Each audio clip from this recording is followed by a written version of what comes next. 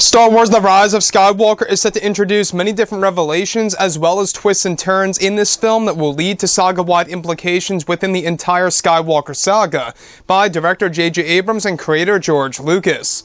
This is Mike Zero. Make sure to subscribe if you're new to the channel for future Star Wars content. Now, what's really exciting about Episode 9 is that we do know that this film is, of course, going to be a revelation film. It's going to have many different reveals and surprises that's going to change our perception on some of the many legacy characters from, of course, the prequels and the originals, as well as some of the already established characters in the sequel trilogy that will actually be changed around when it comes to their lineage. Now, on top of all of this, these past couple of weeks or so, we've been learning a whole lot more about this film, and when it all comes down to one of the big set leaks for Episode 9. This is where things begin to get very intense for this movie, involving Rey, Palpatine, and of course somebody else that's going to change the Skywalker saga.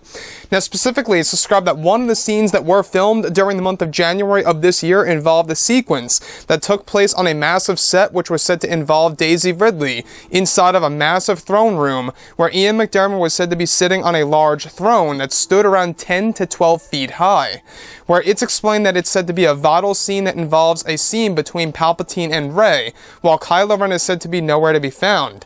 It's described to be a moment in which Palpatine offers Rey a vision of her parents, where she is able to see the truth about what happened to them and how they were killed. Palpatine is said to show them all of this and how her parents actually died before her very own eyes. However, it's said that on set the costume design for Rey's father was dubbed as Palpatine Son Vision/102. The costume is said to be a shredded black cloak with a hood attached to the back with red stripes, where the vision of Rey's parents is said to frighten Rey, where she is said to stand back in fear, where Palpatine is described to appear a bit younger than how he does in the beginning of this movie, where it's explained that Palpatine is offering the truth to Rey about her parents, where it's actually said to cause Rey to become confused to the point where she almost falls to the dark side, thinking that she has no place to go at this point in time.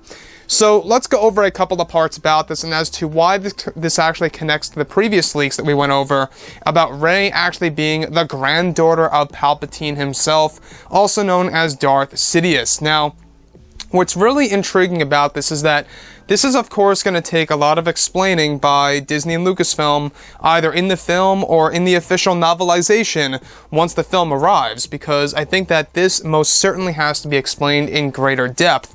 Now, in, of course, The Rise of Skywalker, it's all about family. You know, it's all going to be centered on Kylo Ren and Rey and their family.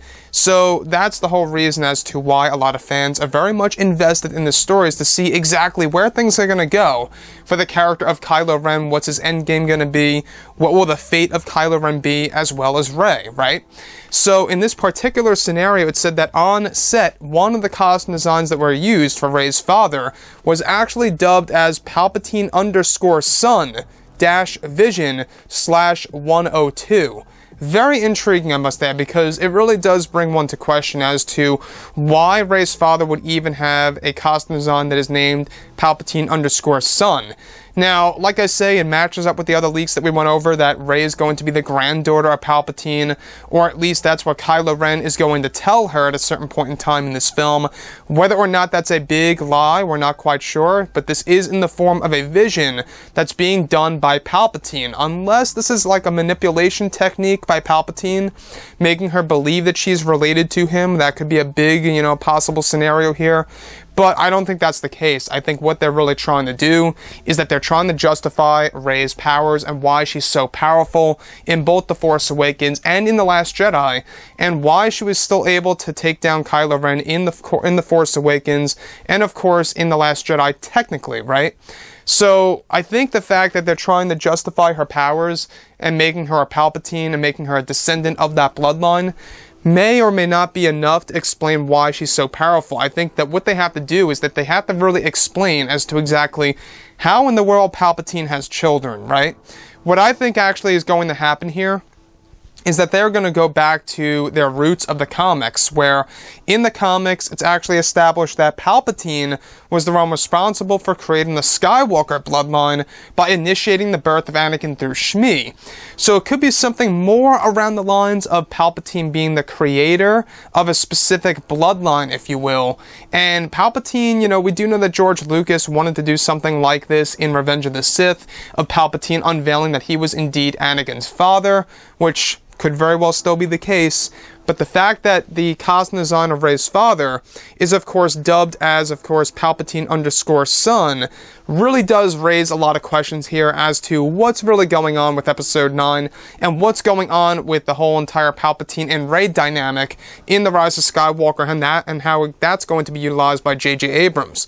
So anyways, guys, drop a comment below. Let me know what you think about all of this in the comments. And if you guys did enjoy the content for today, do make sure to drop a thumbs up on this video to support the channel. I thank you all so very much for the kind support, and I'll catch you guys next time.